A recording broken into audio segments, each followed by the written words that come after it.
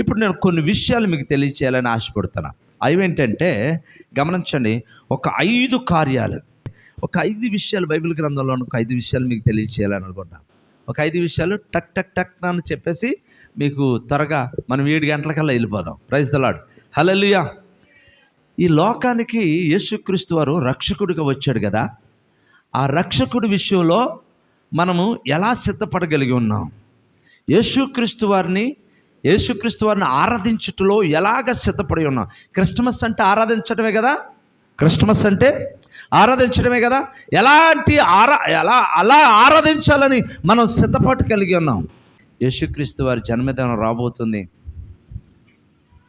ఆత్మీయంగా మనం ఎలా సిద్ధపడదాం, ఆత్మీయ స్థితిలో మనం ఎలా సిద్ధపడదాం అని ఎప్పుడైనా మనం ఆలోచించామా? హల్లెలూయా. ఈరోజు ఒక మాటను మీకు తెలియజేస్తాను, గమనించండి. ఈ లోక రక్షకుడు కోసం ఒక విషయాన్ని జ్ఞాపకం చేసుకుంటే, ఈ లోక రక్షకుడు కోసం బైబిల్ గ్రంథంలో కొంతమంది వ్యక్తులు ఎలా సిద్ధపడ్డారో ఒకసారి ఆలోచించండి. యేసుక్రీస్తు వారి యొక్క రాక కోసం, యేసుక్రీస్తు వారి యొక్క లోక రక్షకుడు కోసం భూమి మీద ఉన్నటువంటి ప్రజలు, కొంతమంది వ్యక్తులు ఎలా సిద్ధపడ్డారో ఒకసారి ఆలోచించండి. మొదటిగా మనం జ్ఞాపకం చేసుకుంటే, బైబిల్ గ్రంథంలో యేసుక్రీస్తు వారు రాక కోసం మరియమ్మ సిద్ధపాటును మనం జ్ఞాపకం చేసుకోవాలి. ఎవరిని? మరియమ్మ సిద్ధపాటు. మరియమ్మ ఎలా సిద్ధపడింది? మరియా ఎలా సిద్ధపడింది? యేసయ్య రాక కోసం, లోక రక్షకుడు కోసం, యేసుక్రీస్తు వారు ఈ లోకంలో జన్మనివ్వటానికి కోసం మరియా సిద్ధపాటును జ్ఞాపకం చేసుకుంటే, పరిశుద్ధ గ్రంథంలో ఒక మాట అంటాడు. లూకా సువార్త 1వ అధ్యాయము 28వ వచనాన్ని చూస్తే, 38వ వచనం, లూకా సువార్త 1వ అధ్యాయము 38వ వచనం చదవండి ఒకసారి. అందుకు మరియా, జాగ్రత్తగా, అందుకు మరియా, ఇదిగో ప్రభువు దాసురాలను, నీ మాట చొప్పున నాకు జరుగును గాక అనెను. చాలండి. హల్లెలూయా. ఏంటట? ఇదిగో ప్రభువు దాసురాలును, నీ మాట చొప్పున నాకు జరుగును గాక. ఆమె యేసుక్రీస్తు వారి యొక్క జన్మం కోసం, యేసుక్రీస్తు వారి యొక్క రాక కోసం ఆమె సిద్ధపాటు ఒకసారి జ్ఞాపకం చేసుకోండి. యేసుక్రీస్తు వారి కోసం ఆమె చేసినటువంటి గొప్ప సిద్ధపాటు, లేకపోతే ఆమె చేసినటువంటి గొప్ప త్యాగం ఏం చేసింది? ఒక మాటల గబ్రియల్ దూత అక్కడికి వచ్చాడు, మరియా ఉన్న ఇంట్లోకి వచ్చాడు. అవునా? 26వ వచనమా? ఎన్నో వచనం అది? ఎన్నో వచనం? 26వ వచనం. 26వ వచనం చదువుదాం. 26వ వచనంలో 6వ నెలలో గబ్రియేలు దూత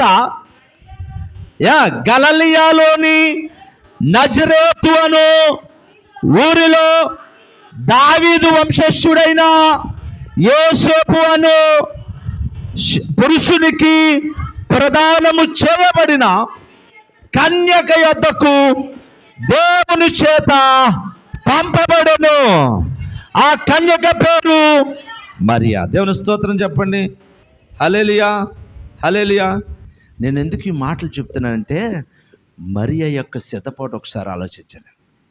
మరియా యొక్క సిద్ధపాటు ఒకసారి, యేసుక్రీస్తు వారి లోకానికి రావటానికి ఆమె యొక్క సిద్ధపాటు ఒకసారి జ్ఞాపకం చేసుకోండి. ఆమె యొక్క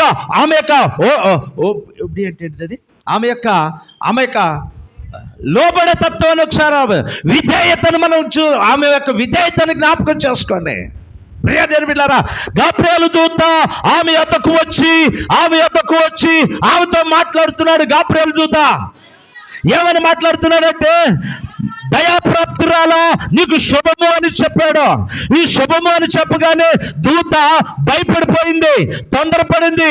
ఏంటో శుభం వచ్చినమని తొందరపడగానే ఆ దూత ఏమంటున్నట్టే, మరియా భయపడకు, దేవుని వలన కృప పొందుతీవి. ఏంటట? దేవుని వలన నువ్వు కృప పొందుతీవి. ఏంటి ఆ కృప ఏంటి అని చెప్పేసి ఆలోచిస్తే ఆ దేవదూత ఏమని చెప్తుందంటే, మరియ విషయంలో మరియతో అంటాడు, ఇదిగో నీవు గర్భము ధరించి కుమారుని కని ఆయనకు యేసు అను పేరు పెట్టుదువు. ఆయన గొప్పవాడై సర్వోన్నతుని కుమారుడు అనబడును. సరే, ఇవన్నీ చెప్పుకొచ్చింది. దేవదూత చెప్పిందండి మరియకి. అమ్మో మరియమ్మా, అర్థమవుతుందా నేను చెప్పింది? ఇలా ఉంటుంది. ఎలా? దేవుడిని దర్శించబోతున్నాడు. నువ్వు గర్భవతి అవుతావు కన్యక, నువ్వు గర్భవతి అవుతావు, కుమారుని కంటావు, యేసు అని పేరు పెట్టాలి. ఎందుకంటే ఆయన సర్వోన్నతుని కుమారుడు అనబడతాడు. ఇవన్నీ చెప్పేవాడికి మరియమ్మ ఏమందో తెలుసా? అదేంటయ్యా, నేను పురుషుని ఎరగని దాననే, ఇది ఎలా సాధ్యం, ఇది ఎలా సాధ్యం? ఆ విషయం చెప్పాడు దూత. సర్వోన్నతుని శక్తి నిన్ను కమ్ముకుంటుంది. పరిశుద్ధాత్మ నీ మీదకి వచ్చును. సర్వోన్నతుని శక్తి నిన్ను కమ్ముకుంటుంది. వివరంగా చెప్పాడు. దేవుని యొక్క కృప నీ పైన ఉన్నదే. అమ్మా, దేవుని యొక్క కృప నీ పైన ఉన్నదే. నీవు దయాప్రాప్తురాలివే. దేవుని యొక్క దయను పొందుకున్నావు, దేవుని యొక్క కృపను పొందుకున్నావు, దేవుని యొక్క వాత్సల్యతను పొందుకున్నావు. ఇదిగో నువ్వు గర్భవతి కాబోతున్నావు, గర్భవతి కాబోతున్నావు. ఈ మాట చెప్పగానే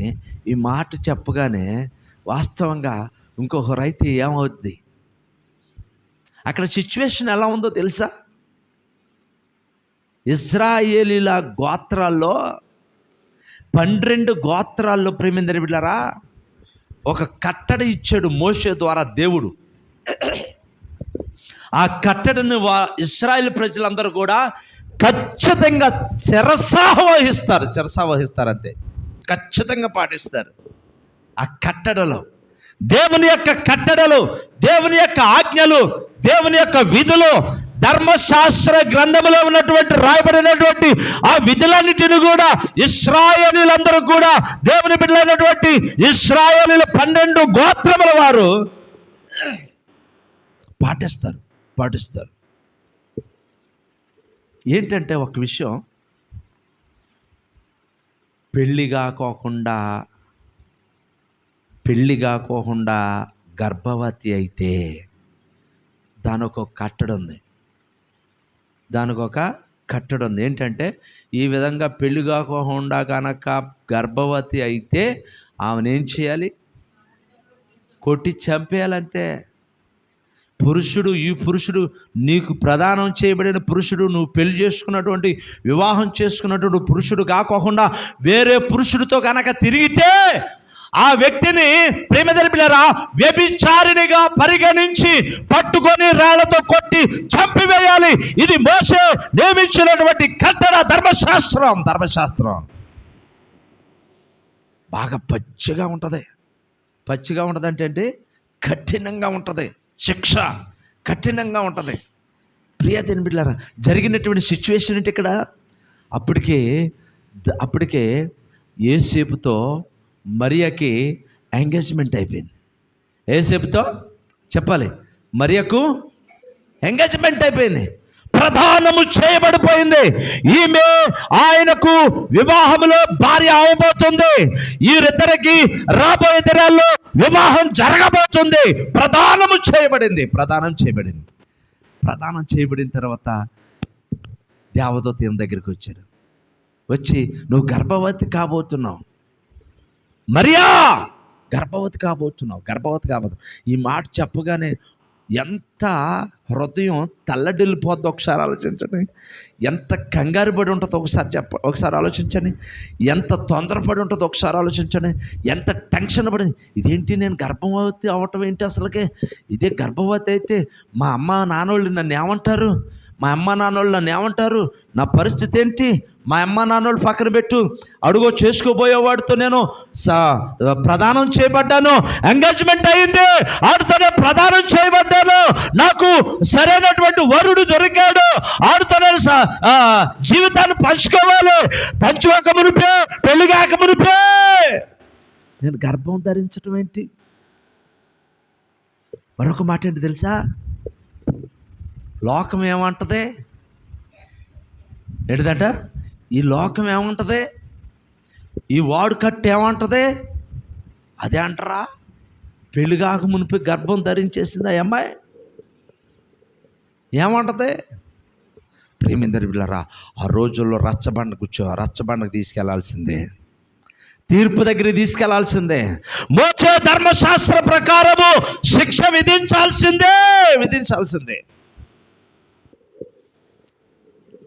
ఒక మాట మనం జ్ఞాపకం చేసుకుందాం. ఏంటంటే, మరియా దేవదూత చెప్పిన మాటలన్నీ అంది.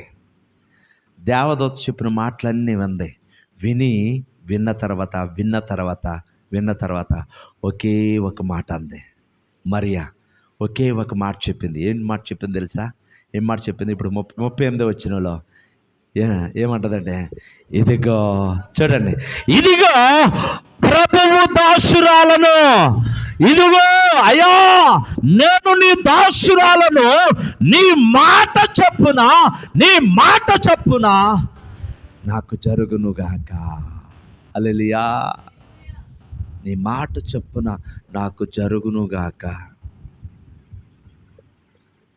ఏమి చెప్పలేదుగా. అయ్యా నేను కన్యక కదా, నేను ఎలా గర్భం ధరిస్తాం? ఈ గర్భం ధరించి ఈ అవమానాన్ని నేను ఎలా మోయాలి? ఈ సమాజము, ప్రేమ సమాజము ఇదిగో రకరకాలుగా నన్ను అవమానపరుస్తుంది. ఎలా మొయ్యాలి? ఏం ఆలోచించట్లా. నీ దాసురాలనయ్యా. ఏంటట? ప్రభువా నీ దాసురాలను, నీ మాట చొప్పున నాకు జరగదు. లోబడిపోయింది, సమర్పించేసుకుంది, సరెండర్ అయిపోయింది. ప్రియ దేవుని బిడ్డలారా, యేసుక్రీస్తు వారు లోకరక్షకుడు ఈ లోకానికి రావటానికి సిద్ధపాటు కలిగి ఉంది. దేవుని స్తోత్రం, హల్లెలూయా. ప్రియ దేవుని బిడ్డలారా, మన పరిస్థితి ఎట్లా ఉంటుంది చెప్పండి? నువ్వు ఎలా సిద్ధపడుచున్నావు? లోక రక్షకుణ్ణి ఆరాధించడానికి, లోక రక్షకుణ్ణి ప్రియ దేవుని బిడ్డలారా సేవించడానికే, లోక రక్షకుని హృదయంలోనికి ఆహ్వానించడానికి నువ్వు ఎలా సిద్ధపడుచున్నావు? ఎలా సిద్ధపడి కలిగి ఉన్నావు? ఏమండే చెప్తాం, బాప్తీసం లేని వాళ్ళమ్మా బాప్తీసం తీసుకోండి, అయ్యా బాప్తీసం తీసుకోండి అంటే వాయిదాలు వేసేస్తూ ఉంటాం. వాయిదాలు వేస్తాం, చూద్దాంలే. అలాగే దేవుని కార్యం అంటే వాయిదాలు వేసేస్తాం. దేవుని కార్యం అంటే నిర్లక్ష్యంగా ఉంటావు. దేవుని కార్యం అంటే అలక్ష్యాన్ని చూపిస్తున్నావు. దేవుని కార్యం అంటే, దేవుని పని అంటే, దేవుని యొక్క పరిచర్య అంటే, దేవునికి ఉపచారం అంటే, దేవుని సన్నిధి అంటే, దేవుని సమయం అంటే ఎలా సిద్ధపడుతున్నా? మరియా అనొచ్చు, ఒక్క నిమిషం ఆగయ్యా, నేను ప్రదానం చేయబడిన ఆ వ్యక్తి ఉన్నాడే యేసేపు, ఆయన్ని అడుగు వస్తా. ఒక్క నిమిషం ఆగయ్యా, మా అమ్మ నాన్న అడుగు వస్తా. మరి అడగలగా? ఒక్క నిమిషం ఆగయ్యా, సమాజానికి చెప్పొస్తా అందా? మా అమ్మ మా నాన్నకి చెప్పేసి వస్తాను అందా? లేకపోతే నేను ప్రదానం చేయబడిన మా ఆయన నన్ను చేసుకోబోతున్నటువంటి ఆ పురుషుడు ఉన్నాడే, ఆ పురుషుడు కూడా తెలియచేయాలిగా. లేకపోతే ఆయన అనుమానం పడిపోతాడు, మా అమ్మోళ్ళు అనుమానం పడిపోతారు, లోకం అనుమానం పడిపోతే, ఇదిగో ఒక నిమిషం ఆగు చెప్పిందా? వెంటనే యాక్సెప్ట్ చేసింది. దేని స్తోత్రం చెప్పండి. వెంటనే యాక్సెప్ట్. ఏంటంటే, అయ్యా నీ దాసురాలున్నాయన నేను. ఏంటట? నేను నీ దాసురాలునయ్యా, నీ మాట చొప్పునే జరగనుగాక. Praise the Lord. ప్రియదేని బిడ్డలారా, ఈ పండుగ దినాల్లో ఇంటిపైన స్టార్ పెట్టడం కాదండి, ఇంటిపైన స్టార్ పెట్టడం కాదు, నీవే ఆ స్టార్ లాగా మారిపోవాలి. దేని స్తోత్రం. నీవే ఆ స్టార్ లాగా మారిపోవాలి. ఈ 25 డేస్లో, ఈ 30 రోజుల్లో, ఈ 30 డేస్, ఈ రోజుకి 30 రోజులు అయిందా? పోయిన నెల 25వ తారీఖు నుండి ఈ నెల 25వ తారీఖు వరకు 31 రోజు అయిందా? ఈసారి ఎన్ని రోజులైంది? ఈ నెల రోజుల్లో నేను అడుగుతున్నాను, ఎంతమందికి యేసయ్య జన్మదినం గురించి చెప్పుకోవచ్చు? తెలియని వాళ్ళకి ఎవరికన్నా చెప్పావా? ఎంతమందికి యేసయ్య గురించి చెప్పావు? Praise the Lord. హల్లెలూయా. ప్రియదేని బిడ్డలారా, మరియమ్మ సిద్ధపాటును జ్ఞాపకం చేసుకోండి. మరియమ్మ యొక్క విధేయతను జ్ఞాపకం చేసుకోండి. మరియమ్మ యొక్క సమర్పణను జ్ఞాపకం చేసుకోండి. మన పరిస్థితిని మనం ఎలా ఉన్నాం దేవుని విషయంలో? దేవుని యేసే నువ్వు గర్భం ధరించాల్సిన అవసరంలా అయిపోయింది. ఆ క్యారెక్టర్ అయిపోయింది. ఏంటి దాన్ని ఏమంటారు? ఆ డ్యూటీ అయిపోయింది. యేసయ్య వచ్చేసాడు యేసయ్య. నువ్వు గర్భం ధరించాల్సిన అవసరం. ఒకవేళ అవకాశం వస్తే 33 చెరువులు నీళ్ళు తాగిస్తావు యేసయ్యనే లేకపోతే ఆ దోత చెప్పాడు. ఆ దోతనే రకరకాల తిప్పలు పెడతావు. Praise the Lord. అది అయిపోయింది. ఇప్పుడు నువ్వు చేయాల్సింది ఏంటి? ఏం చేయాలి? యేసయ్యను నువ్వు మొయ్యాలి. యేసయ్యను ధరించిన నువ్వు ఏం చేయాలి? ధరించాలి. ముందు ధరించాలి. హృదయంలోకి యేసయ్యను ఆహ్వానించాలి. దేవుని స్తోత్రం. ప్రియదేని బిడ్డలారా, రెండో మాట మీకు తెలియజేస్తాను. మనం ఖచ్చితంగా అలాంటి సిద్ధపాటు మనం కలిగి ఉండాలని ప్రభు పేరట మనం చేస్తున్నాం. ఎన్ని అవమానాలు వచ్చినా, ఎన్ని కష్టాలు వచ్చినా, ఎన్ని శ్రమలు వచ్చినా, ఎన్ని ఇబ్బందులు వచ్చినా, ఎంత కష్టంగా ఉన్నా యేసయ్య కొరకు నువ్వు ఎలాంటి సిద్ధపాటు కలిగి ఉన్నావు? హల్లెలూయా. ఎలాంటి సిద్ధపాటు కలిగి ఉన్నావు? ఇప్పుడు ఈ రోజు గురించి మాట్లాడితే 4 గంటలకి అన్నానా వాట్సాప్లో వచ్చేసిందా మీకు? వాట్సాప్లో వచ్చేసింది, ఏమంటారు దాన్ని, పోస్టర్ వచ్చేసిందా? 4 గంటలకన్నా అన్నానా చెప్పరా? మరి ఏది ఎన్ని గంటలకు వచ్చావు? ఏది నీ సిద్ధపాట? ఏది నీ లోబడే తత్వం? ఏది నీ విధేయత? హల్లెలూయా. ప్రియదేని బిడ్డ, జాగ్రత్త. ఒకవేళ అనుకున్నాం, నేను సిద్ధపడిపోయా, యేసయ్య ముందు నన్నే పిలుచుకెళ్ళిపోతాడా? పద వెళ్ళిపోతాం. ఎక్కడికే? పరలోకానికి నన్నే తీసుకెళ్తాడు. స్తోత్రం యేసయ్య. జాగ్రత్త. తీసుకెళ్ళటం పక్కన పెట్టు, వదిలిపెట్టుకోండి ఉంటే మంచిది. అంటే ఏంటి? విడవబడతావా, ఎత్తబడతావా? టైం అయిపోయింది, మనకి ఏడైపోతుంది. ఇంకో గబగబా నేను చెప్పేస్తాను చూడండి. ఈ చెప్పి వీలుంటే తర్వాత చదువుదాం. యేసేపు ఎలిజబెత్తుల యొక్క విధేయత. యేసేపు ఎలిజబెత్తుల యొక్క విధేయత. మూడవది గొర్రెల కాపరుల యొక్క విధేయత. గొర్రెల కాపరుల యొక్క సమర్పణ. గొర్రెల కాపరుల యొక్క సిద్ధపాటు. నాలుగవది నక్షత్రం. ఏమండే, నేను మాట చెప్తా. నక్షత్రానికి ప్రాణం ఉందా? జీవం ఉందా? శరీరం ఉందా? ఏమీ లేదు. దాని సిద్ధపాటు మనం జ్ఞాపకం చేసుకోవాలి. నక్షత్రం యొక్క సిద్ధపాటు. లాస్ట్గా 5వది జ్ఞానుల యొక్క సిద్ధపాటు. జ్ఞానుల యొక్క సమర్పణ. జ్ఞానుల యొక్క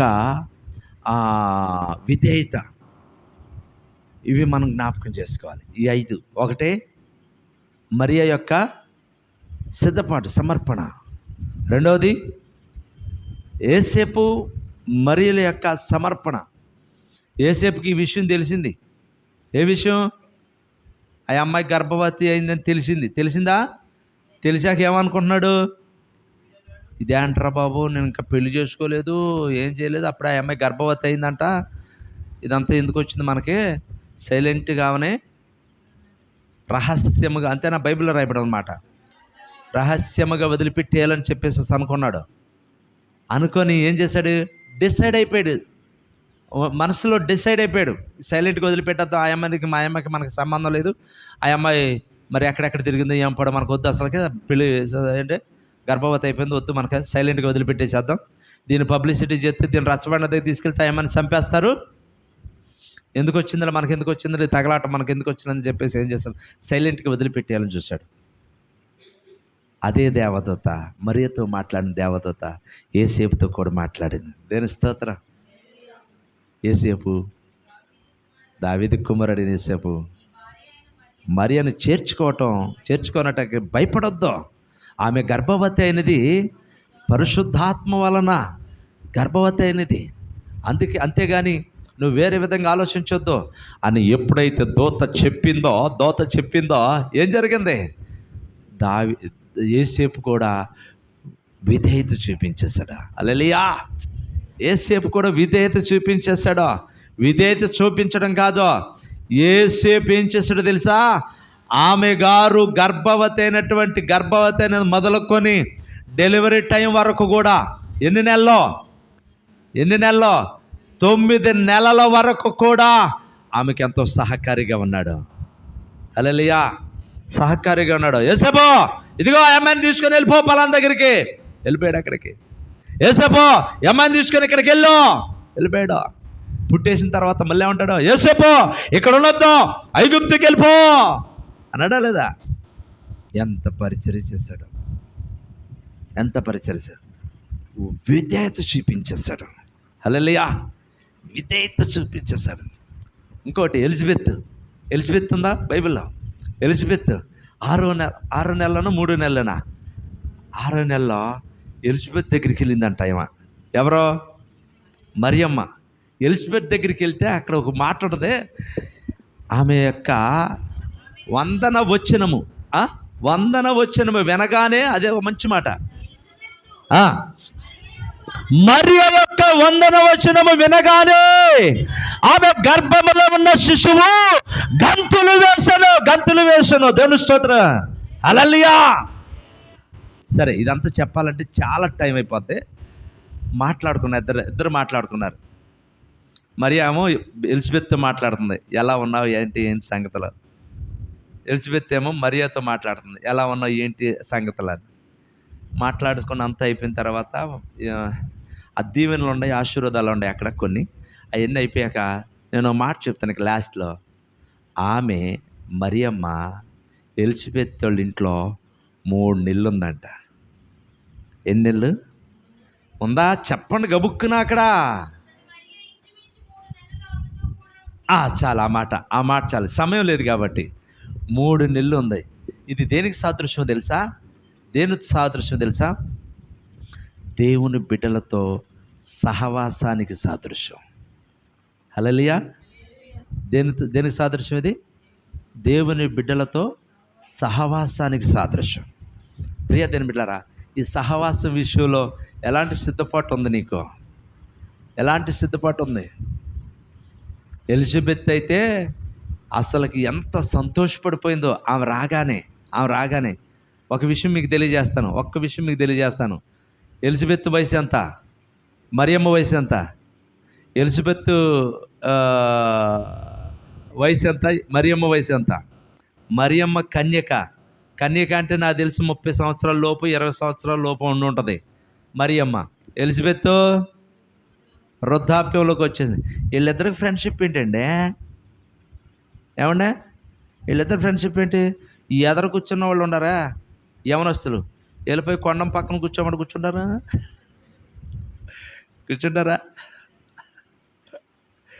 ఒకవేళ కొండమ్మే వచ్చి ఇక్కడ కూర్చోమంటే ఇక్కడ కూర్చుందనుకో, వీళ్ళు ఊరుకుంటారా? కుదరదు. Connecting app. కానీ వాళ్ళిద్దరికీ ఎంత చక్కగా కుదిరిందండి. ఎప్పటి వరకు? 3 నెలలు. ఒకవేళ టైం ఉంటే ఇంకా ఉండేవాళ్ళేమో. డెలివరీ టైం వచ్చేసింది. దేవుని స్తోత్రం. దీని గురించి చాలా వివరించాల్సిన చాలా ఉన్నాయి. టైం లేదు మనకి, అందుకనే నేను మీకు తెలియజేస్తున్నా. గొర్రెల కాపర్ల గురించి చెప్పాలి. గొర్రెల కాపర్లు వాళ్ళ యొక్క విధేయత చూడండి, వాళ్ళ యొక్క సంబరం చూడండి, వాళ్ళ యొక్క ఆనందం చూడండి, వాళ్ళ యొక్క సంతోషం చూడండి. హల్లెలూయా. ప్రియమైన బిడ్డలారా, దూత మాట వినగానే